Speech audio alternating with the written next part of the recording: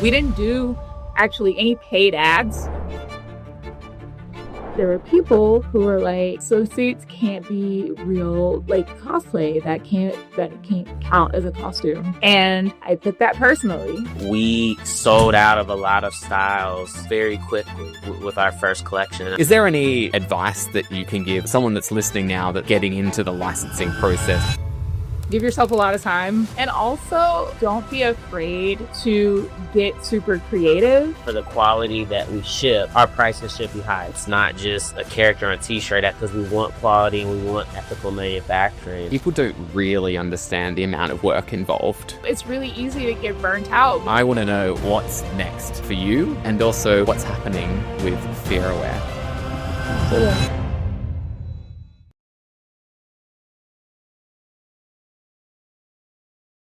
Every licensing journey starts with a dream and sometimes a walk in the park. For Jasmine and Vincent of Fira, that walk led to launching their first licensed collection with My Hero Academia, navigating approvals, building quality products, and balancing their personal relationship with business partnership. Today, they share their first-hand experience of becoming licensees and the surprises they discovered along the way. I hope you like it. Before we dive into today's show, I wanted to share something really exciting with you. For the first time ever, I'm opening my vault of nearly 20 years of licensing experience through my online course, Learn to License. Whether you're just starting out or looking to level up your licensing game, this is everything I wish I'd known when I began my journey. From deal structures to finding the right license, knowing if you're ready and how to pitch like a pro, it's all there. The fundamentals that separate successful licensors from everyone else. Visit learntolicense.com and let's get you from curious to confident. Now, let's jump into today's episode. Jasmine and Vincent, I'm super excited to be speaking with you today because I've seen your licensing journey firsthand, which has been a true honor. We're going to go through all of that today, from how the concept of Fira was started to how you launched your first licensed product. So Jasmine, Vincent, thanks so much for joining us on the Born to License podcast. Yeah, no worries. Thanks for having us. It's nice to be here. Yeah. So the idea of Fira was sparked during a walk in a park during the pandemic. Yeah. Can you take us back to that conversation? How did it come up and what was discussed? So normally, I'm a cosplayer and influencer online. So normally I go to a lot of conventions. I guess at a lot of conventions. We're used to traveling a lot. And during the pandemic, all of us were just sat in one spot for a long time. And I was like, I miss going on vacations. I miss going to conventions. I miss traveling. We've been in the house for a really long time. I wish there was a way to combine all those things together. And so Vincent was like, hey, we should do a cosplay trip type of thing where you make a costume, but it's appropriate for the location. So if we're going to the beach, you should make a swimsuit or something like that fits the character so you can get your costume fix and your vacation fix. So I was like, okay. I made a swimsuit version of a character, and we did the trip. It was really great. I posted pictures after we came back, and there were people who were like, so suits can't be real cosplay. That can't count as a costume. And I took that personally. It was like, oh, all right, bet. And so initially I started just doing nerdy swimsuit designs in general, just stuff that felt like tropes of whether a princess or something like that. Just something that felt high quality and really nice that didn't feel costumey. And then people really gravitated to those designs. And from there, Vincent and I were like, hey, let's grow this and take this beyond just swimsuits. Let's create actual clothing. This is clearly a niche that, people haven't really addressed yet, where you have clothing that really appeals to people who are into nerdy things, but at the same time doesn't feel super cheap or feel like it was made for kids, like it was made with actual thought to the design, the details, and not just kind of throwing some art on a t-shirt and calling it a day. And that kind of started us being interested in licensing in general because we're like, okay, more than just generic nerdy themes, it would be really cool if we could apply this concept to very specific IP. And I feel like it was something that combined both of our skills really well because I do cosplay and I also did concept art for several years at a AAA game studio. And Vincent, he's very business minded. He's the smart one. I hit him the creative flow, and so he was able to kind of do all the behind the scenes stuff, and together just kind of like made sense. And now we're here. Sorry, I Tell me about No. Yeah, so tell me about the reaction. So, going back to that walk in the park, you decided to do it when you first launched your first collection. Tell me about the reaction.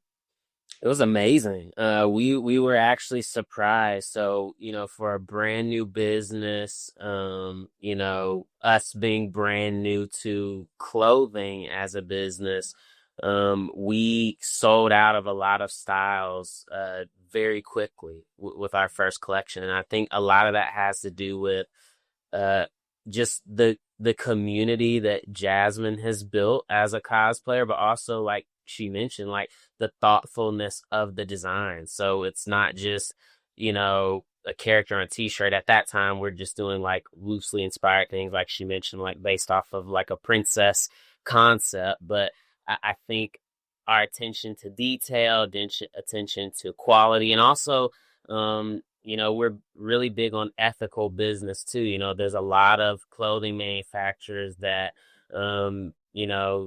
have workers that are not treated the best. There's a lot of like child labor and things that we're just like, it's not worth it to us. We rather pay the right amount to have, partners that have a good well-being, and they can afford to live good lives as well.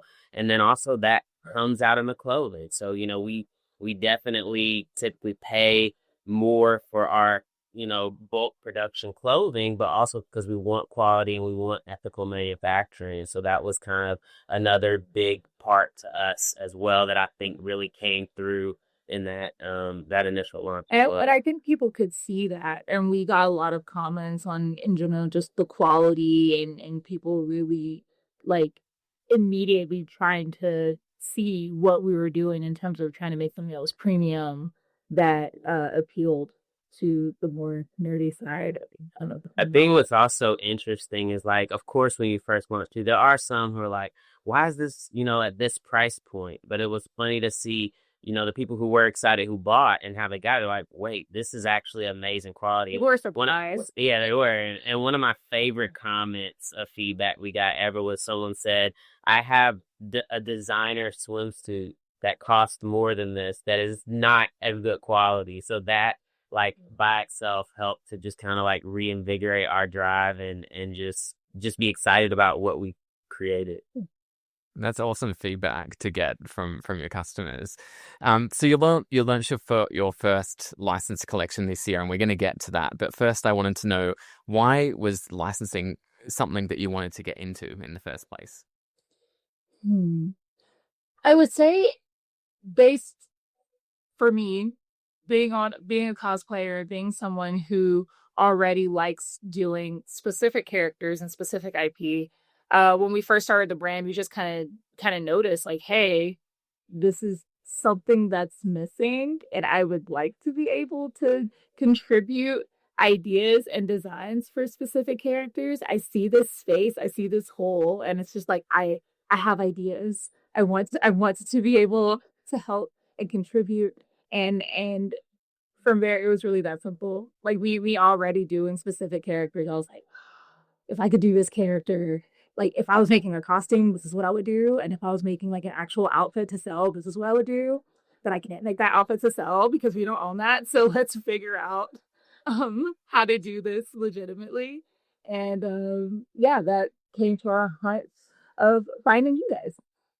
Yeah, well, let's talk about your first licensed collection, which was the popular anime brand My Hero Academia. Why was that property the one that you went with first? So you want me to take this Yeah, first? yeah. Okay, cool. So I would say, My Hero Academia is something that we've always been a fan of since it first, came out. And I think just in general, even beyond My Hero Academia, we're very big on, we only want to work with a property that we're actually fans of, we're passionate about, but also that can fit our brand and can inspire her creative juices to flow and to create awesome designs as well. And so in that, Venn diagram of what we're looking for, my hero definitely, ticked a lot of boxes. And I think it's something that we were excited to get started with. And I think it made a lot of sense too, because the character designs for My Hero Academia are so specific. They have a lot of really strong iconography. And I felt like with them having strong iconography, it really lent itself to having designs that stood out and would be really easy to kind of like catch and understand when you just first glance at them. And therefore, it felt like a very strong, first step into doing this. How important do you think it was that you were fans of the first property you were licensing? Because, in the licensing world, there's a lot of people that are just told that this is a popular property, I'm going to go and license that, but I actually don't know it. How important do you think it was that you knew My Hero Academia, you were a fan of the show?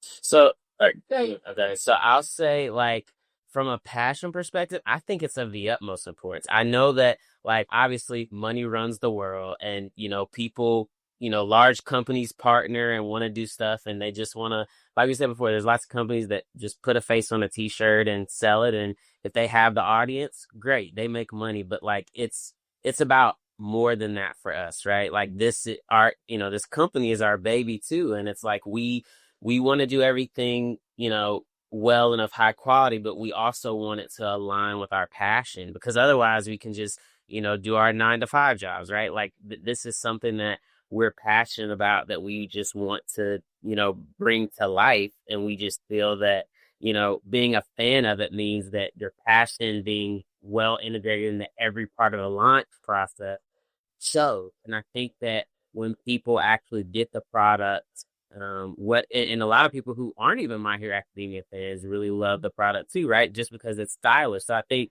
that's the great part too, is we want to make a product where even if someone's not a fan of the IP, they can buy it and say, maybe I should actually check that out. And from a practical standpoint as well, we were, like I said, a small company, and we're kind of growing partially, well, not partially, in large part due to the fact that I'm a creator. And so we also wanted to make sure we made something that we felt like would resonate with my audience. And ultimately, our goal is to grow past just my audience. But being a small company, you knew that we were kind of starting with that. So it's kind of like, okay, what am I a fan of? What are you a fan of? What is something that is going to inspire my own design sense? What is something that's going to resonate with my audience and like cause them to share it and spread it out as well? And My Hero Academia just kind of hit all of those boxes for us. And was that part of the process? Was that you kind of like dug into what the property actually meant to you, what My Hero Academia meant to you, and then you'd sort of developed the collection based on that? Because essentially you're a fan, so you would also know what fans are looking for from a collection like this. Exactly. And I think it helps to kind of know, hey, I know what I will want to wear. I know what I see walking around at cons. I know what my friends wear and like what their fashion sense is. And from there, just trying to make something, quite frankly, that I like. And that you look good in as well, because I think part of the big thing, particularly with the Fira brand, is that you're also a cosplay influencer. You're very well known in that space, and so if you look good in it, people will be like, "Oh, great! She's great. I'm gonna go buy that product." Exactly. And I think fashion is like that in general. That's why, we have models and stuff, right? You want to inspire an image of like, oh, if this person looks great, then I will also look great. And then when people get the clothing and then it feels great and they're touching and they're like, oh my God, this quality, and they see it and they put it on, it gives them confidence as well. And so I think just all that together just works really well for our brand, and it makes me really happy that we chose MHA for our launch, for our first like licensed launch. You mentioned quality, and I remember when we first started working together, and you sent some samples to the team, and that was the first thing that I thought of when I was actually feeling the product was like, wow, this is exceptional quality. How important was it to develop something that was just really good quality for the end user rather than doing something as cheap as possible and making, as big a margin as you possibly can? For me, that was extremely important. That was one of the main things we wanted to do when we started the business, because there's a lot of like really cheap kind of bootleg like Instagram ads and stuff you see for anime and all sorts of things where it's like you buy it, it falls apart after you wash it twice. It doesn't look that great. It feels like paper when you put it on. And it just felt like, hey, we need a space for people who, like me, quite frankly, when I'm not wearing nerdy stuff, I like nice quality things. I buy premium fashion, designer fashion. I like nice stuff. And it's like, hey, there are nerds out here who have money that like buying nice things. So let's combine the nice things with the nerdy things. It doesn't have to be cheap. It's not meant for people who are, just buying something quick for their kid or something. Like, we're out here. And so we felt like there was a perfect market for it. And like I said before, I want to make things that I want to wear, and I don't like wearing cheap, low quality things. So therefore, I'm like, I'm gonna give the people what I want and what they also want, which is just stuff that feels nice. You want to feel like you spent your money on something that was worth it, and so I'm glad that people feel like our clothes are worth it. And I'll add to that, Jazz is very community minded too, because honestly, for the quality that we ship, our prices should be higher. We could. I mean, other companies that are very, they have shareholders and a board and all that good stuff. Like, they are very margin driven, and so are we. We still have to run a business, but I would say that, if we were following the same rule book, our prices would be higher and our margins would be even better. But I think to Jazzle's point about her passion and still wanting to provide quality, but also still being at a price point where fans can afford it, right? We still want to serve the community, because without the community that we have and that we're building, that I think that is more so, something that's valuable to our long-term vision, right? Is we really want to serve the community. And so that's how we came to that, that perfect marriage of, okay, we have to have certain margins, but also we want certain quality at the right price point for our community. Yeah, I think that's super important. Let's talk about the licensing component of this, because this was your first sort of venture into licensing. Tell me about some of the surprises that came up throughout the process, whether good surprises, bad surprises, neither, both. So I will say one of the biggest surprises was just approval time. Because it takes a long time to get approvals, and of course, like, for us, if there's a change, like, it's not something simple. And also, because we have more complicated designs, we do have attention to detail and quality. Like, changes that we make take a while, right? It's not like it's just a simple screen print on a t-shirt. Like, we have custom hardware, custom embroidery, very detailed patterns, and so it's something that just trying to build in and understand, especially for our first license, how long is this going to take to get approved? How is this going to affect the timeline? Because everything, at the end of the day, is a prerequisite to something else that impacts, the launch time. Which is obviously very difficult for us on our first launch, because we're used to just doing our own stuff. So we're used to being able to be pretty agile. And so now you have to kind of plan for more cooks in the kitchen a bit. And it's not necessarily a bad thing. This comes with the territory, and we understand that. It's just an adjustment, I think, to have my answer to somebody else. So, and you're certainly not alone in feeling like this. I think that if I was to ask 100 different companies the same question, that 98% of them would have the same answer, is that the approval just It was, just a bit of a laborious process. What I will say is that you've dealt with sort of one of the most challenging areas of entertainment for your first one. Anime is notorious for just Yeah. having more hurdles, more processes. It takes longer. Yeah. So hopefully, if you go down the path of another license that might be in a different space, you would have done the hard yards, and the next one will be easier. Is there any advice that you can give someone that's listening now that's maybe getting into the licensing process, just they've just signed their first license, they're getting into the approval process? Do you have any advice that you'd want to share with them?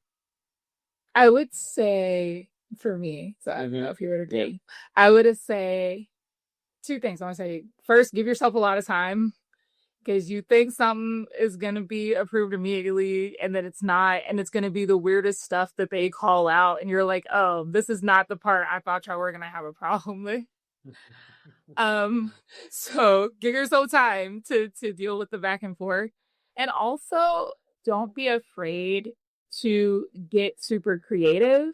Cause I think for us what was very interesting is that, again, this might just be anime specific, but when I was trying to use a lot of their assets, that was when I got a lot of no's. And then when I was like, all right, I'm just gonna do my own thing and kind of like make my own thing that's clearly representative of the IP, but it's my own creative idea and not their approved assets at all. Yeah, they were like, this is fine, this is great. And I was like, oh, I didn't think that y'all would be cool with taking this and kind of making it its own thing. So get creative and they'll actually probably appreciate your creativity. So yeah. What do you think? I'd say from the other side, don't be afraid to hear no. We heard a lot of no's throughout the process, but I'm still glad that we tried and we still proposed lots of ideas. And I hope that the team at My Hero Academia understands that that's all about passion, right? We wouldn't try to push so much forward if we weren't passionate about it. And so, like, I would just say, don't be so scared of the approval process that you limit what you submit either, right? Definitely ask the question if there's something you want to do. And like Jasmine said, we found that when she was created, it ended up, getting a better approval rate than using the actual assets provided to it. So Yeah. And I know that you worked with my team at Born to License. Can you tell me a little bit about, how that experience was and maybe what the benefits are of working with a licensing agency that can sort of help you navigate through this challenging process?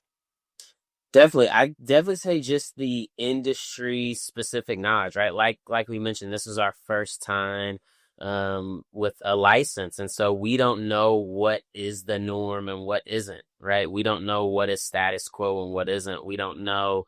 We can assume, but we just don't know. It's similar to like when a company wants to hire someone with experience, right? I mean, it's great to give someone a first shot, but sometimes we do need that subject matter expertise. And so just that knowledge around the licensing industry, I think is probably the answer for me to your question. For both of us. I was going to say the same thing. Yeah. So So let's go to the launch, because when this launched, it was everywhere. It was unavoidable. The response was so amazing. I saw that you picked up so much brilliant press, the licensing press, but also just the general kind of B2B press, which was really impressive, and the consumer press as well. Tell us about the launch and tell us about the feedback that you got. So the launch we approached from a lot of different angles. We did get also a PR agency because we're like, I don't know how we're gonna get articles and stuff. That's something that's out of my wheelhouse. I know how to use social media, but in terms of like getting actual articles, that's hard. So we did get extra help. And they were wonderful and were able to connect us with like Business Insider and that kind of thing. And also being an influencer has its perks. The world of being an influencer is very big, but it's also very small. So I know a lot of people, and I definitely cashed in a lot of favorites I was like, hey guys, hi, I'm trying to do something new. I'm trying to do something different. It's going to be big. Would you mind modeling for me, please? And they were all super enthusiastic about it. That was Yeah. awesome thing to see is everyone was, who showed up to the shoot and modeled for us. I mean, and also even their feedback, they love the clothing. So it's like, it wasn't hard because it wasn't like they were modeling something they didn't believe in either. As soon as they saw it and felt it, they're like, wow, this is good quality. Like, I want that. You know what I mean? And so that was awesome to see as well. Yeah, and it was very valuable because the influencers that I knew, they also have just as big, if not bigger audiences than I do. So when we were able to first launch and you have like the photos and the videos and the imagery of all of these influencers that are in the nerdy space that have, huge reach, and then they're also sharing stuff, it led to a lot of just organic spread. And so we were able to hit a lot of people and hit a lot of people who were surprised. They're like, I didn't know you knew all these people. I was like, yep, yeah, we're cool. So being able to just have that many views and stuff just organically, plus having the articles like together, it just worked. It was really good synergy, and people really vibed with the designs and they liked what they saw, and it just kind of was super organic because outside of the actually getting the PR help for articles and stuff, we didn't do actually any paid ads. So in terms of like paid like Google ads, Instagram, like Meta, Pinterest, we wouldn't do any paid advertisement. It was all just kind of either articles or people social engagement or our existing like text and email lists that we built as well. A quick pause here. If what we're discussing is really resonating with you, you're going to love what I've put together in Learn to License. This isn't just another course. It's 2 decades of real-world licensing experience distilled into actionable strategies you can use immediately. I've worked with everyone from startups to Fortune 500 brands, and the patterns for success are surprisingly consistent. The course covers all things that you need to consider when it comes to licensing, particularly those who are just starting out. So visit learntolicense.com. Your future licensing deals will thank you. All right, back to our conversation. Let's talk about you two. You know that I love you guys. I love how you work as a couple. I think it's really sweet. I think you make great business partners as well as life partners. And so with Jasmine leading the creative, Vincent handling operations, tell me, what's the secret? How do you make both the personal and professional partnership work? So you want to take that?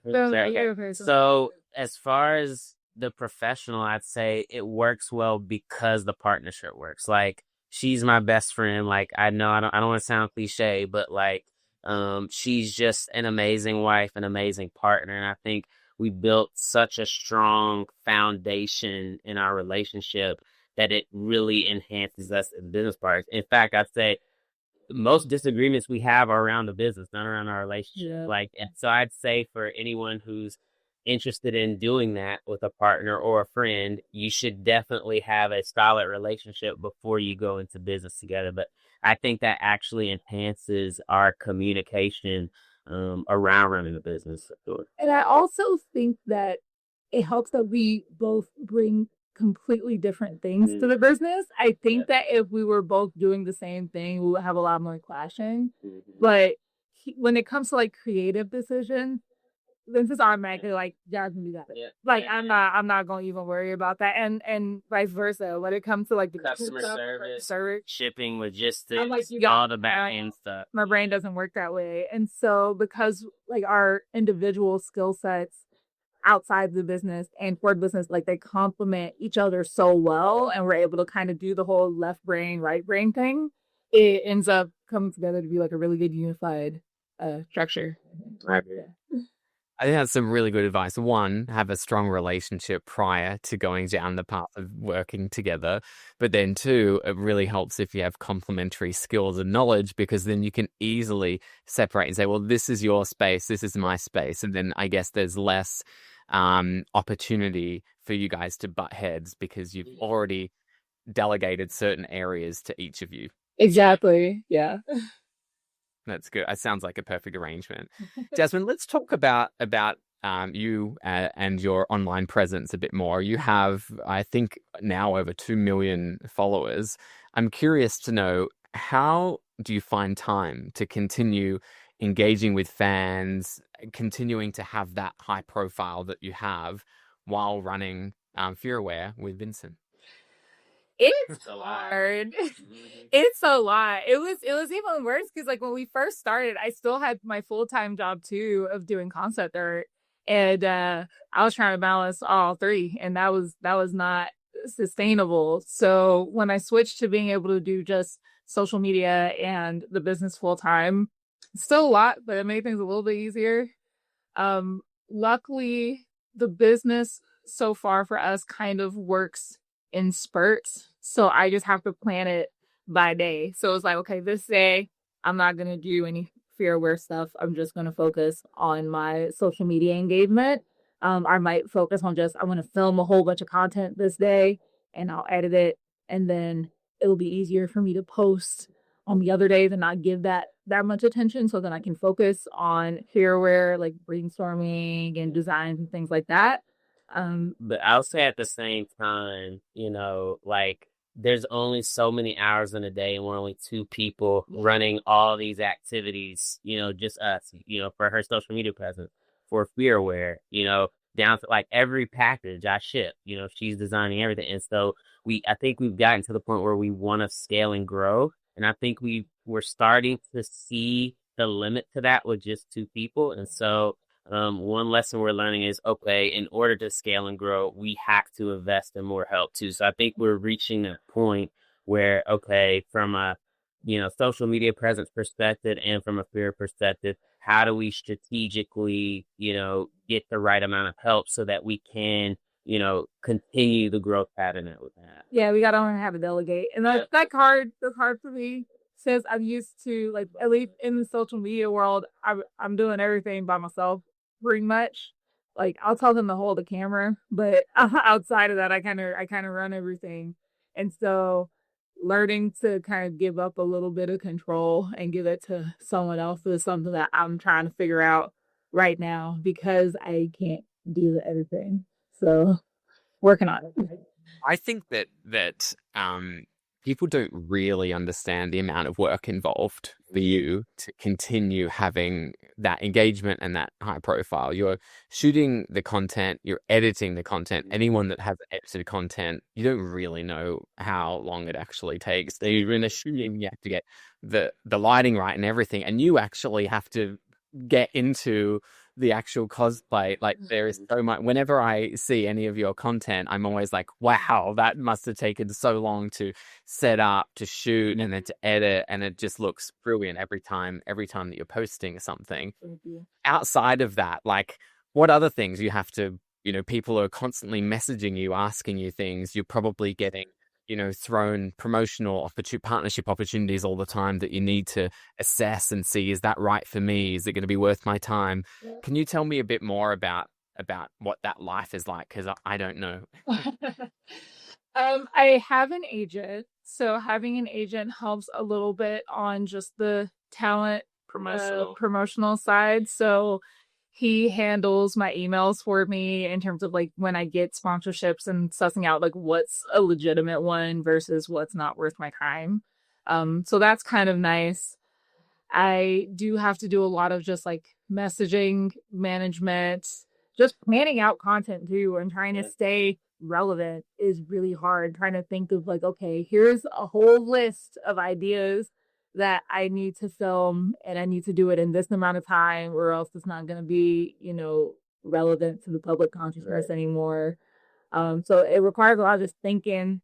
But also, like, I think on top of all the influencer responsibility she mentioned, as a cosplayer, she also builds her outfits, right? She makes and builds all her cosplays, and that is another, serious time sink as well that she balances as well. I didn't even think of that. I didn't even think of the amount of time that would take as well. Sewing, armor making, everything. Yeah. And it's hard too to keep up a little bit because we're in like the social media age of everybody wants everything now, Right now. fast, all the time. And if you're building your own stuff, it's like, well, this takes hours and days and weeks to do. So let's try to figure out how to like stretch this content and stretch this costume and all that as much as possible. So right now I'm in the process of trying to figure out how to like get more bang for my buck in terms of my costumes and our travel when we go to conventions and that kind of thing. So I'm working on that right now, but it's definitely a lot of balls to juggle. So do you have any room for like outside of what you do on social and the influencer side of things and Fearware, do you have any room for hobbies or sleep or anything else like that? Um, uh, let's see. I would say that like we work hard, play hard type of thing. Sleep. So sleep is hard.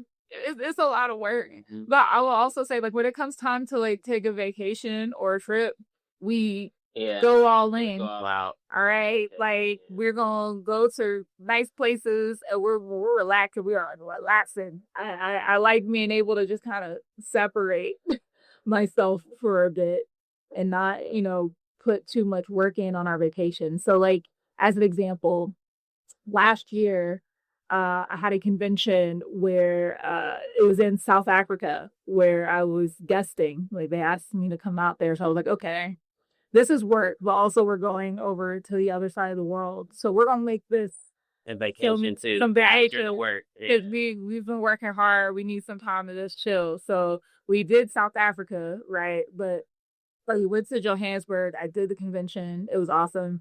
But also after that, we were like, all right, let's go on a safari. Like let's go to Seychelles. Let's go just sit on the beach for a minute. Like let's relax. And so that was also like the best trip in my life. Yeah. It was like part work and then nothing, but just having fun. So yeah, work hard, play hard.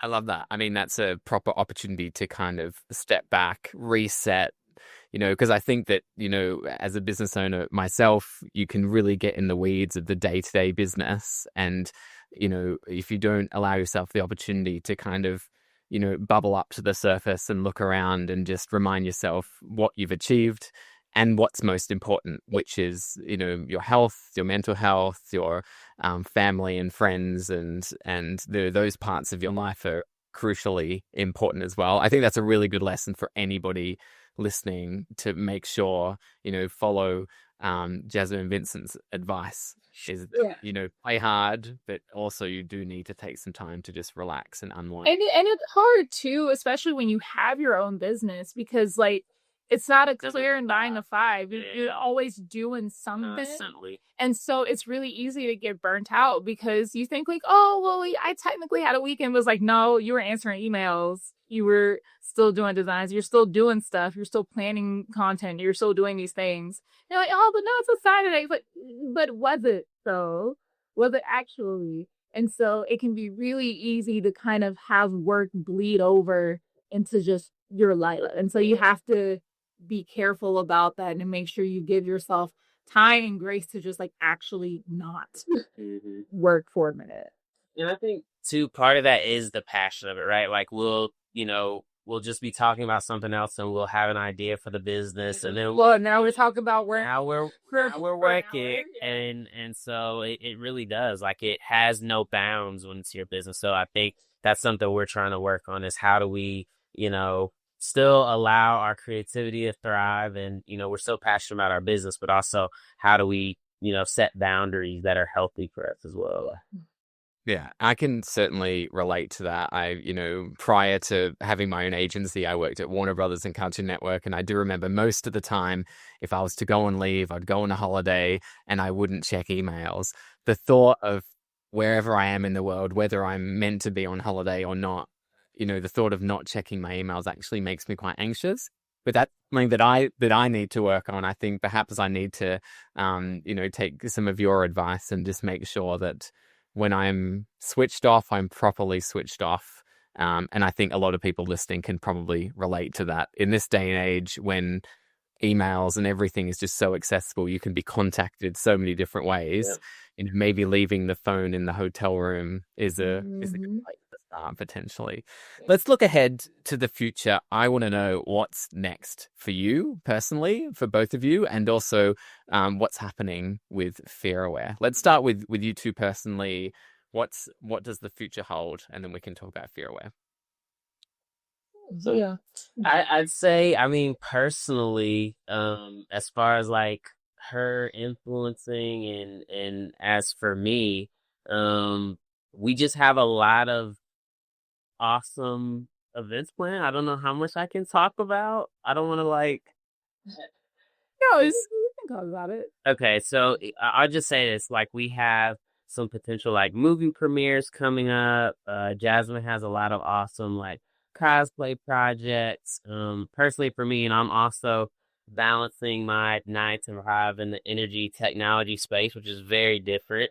But as far as personal, I think we're just trying to grow everything that we have going on right now, and it's hard to separate it, honestly. I know you asked aside from Fearware, but I think a lot of what we're excited about too does tie directly into Fearware. Yeah, because we're already like in the process of concepting a theme for next year for our original designs that aren't licensed. And trying to figure out like how do we turn it into just like a thing, and try to capture virality and get people excited and essentially try to come up with something that's like our own IP. Yeah. So we're in the process of workshopping that now, and it's been really exciting because I've just been able to like go crazy with brainstorming and stuff, and that's been super fun. But I know this was supposed to be personal and not work, so I'm trying to think. We're going to Mexico. Yeah, That week. that's our vacation because all of our travel has been work and we've been going nonstop. So we're gonna spend a couple days in Mexico and that'll be well. But back to work really quick. I do want to mention before I forget what Jasmine mentioned about us balancing our own original designs and IP. I think what's really cool, and I'm gonna brag on her a little bit. Her background as a concept artist, her position as an influencer in the fandom, in a lot of different fandoms. Like she has the potential to create something that, where one day maybe we could license something, as well. Like that's what I'm excited about is like, yes, we're licensing and creating fashion based off of that. But our hope is we can take some of our original concept and designs and take it from just, from even fashion and having that be something that's licensable. So kind of doing both ends, I think is something we love to do in the future as well. So that's like what our focus is going to be, I think, in 2026 and 2027. Yeah, I love the idea of transitioning from licensee to licensor. That's awesome. That's awesome. Well, Jasmine, Vincent, if people want to connect with you, how can they find you? So we are Fearware on all platforms, mainly Facebook and Instagram primarily, and our website is firaxwear.com. The X is silent. And for me personally, I'm Cutie Pie Sensei pretty much everywhere. I keep telling people, if you type in Cutie Pie, you'll probably find me. So, yeah. Awesome. Wonderful. Well, thanks so much again for joining us on the Born to License podcast. Thank you. Thank you so much for having us. I hope you've enjoyed this episode of the Born to License podcast. Don't forget to like and subscribe. And if you're eager to learn more about licensing, I encourage you, take a look at my course, Learn to License. I've condensed almost 20 years of learning in my licensing career to help others understand how licensing works. And as a reward for sticking around, here is a discount code for you to put in. That code is Born to License 25. I hope to see you there.